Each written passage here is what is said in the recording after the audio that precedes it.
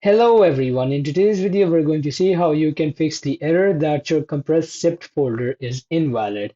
So there can be a few reasons due to which you can get this invalid zip file error. That is a CRC error, which is basically used in digital data transmission that checks the accuracy of file transfer and it calculates CRC value. If it doesn't match the value, WinZip usually throws an error. Another reason could be antivirus scanning, since if it's scanning a device having a zip file attached by a virus which is infected by a virus but still accessible, this tool may delete the whole file thinking it as malware. And the third reason it could invalidate is due to changing file extension. Now, there are simple steps of how you can fix the invalid zip file error.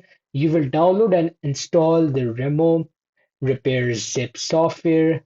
When you go to their website, you will see this download icon and you can press on the download icon.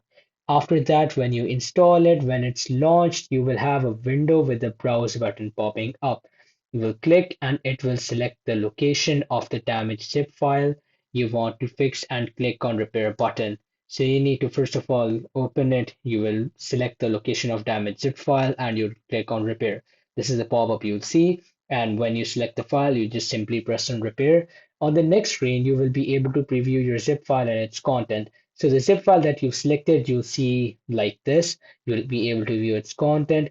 And there are two options of previewing file. First is you can view the single fixed file, and second is you can view it under a folder if you have more than one file. So it depends on how that error zip has the file stored in your case, and you can view it accordingly. Then after that, when you open it and the next window is displayed, the software will ask you to select the desired destination folder to save your fixed file. So this is the screen you'll see, and it will first of all just give you a default destination. If you want to change it, you'll simply go on browse. You'll see all of your files. You can make a new folder as well. You can save it there. You can save it on your desktop. It's your choice, but you just select it from there and then it'll come right here and you will press on save and this will solve your issue. Thanks for watching and subscribe for more.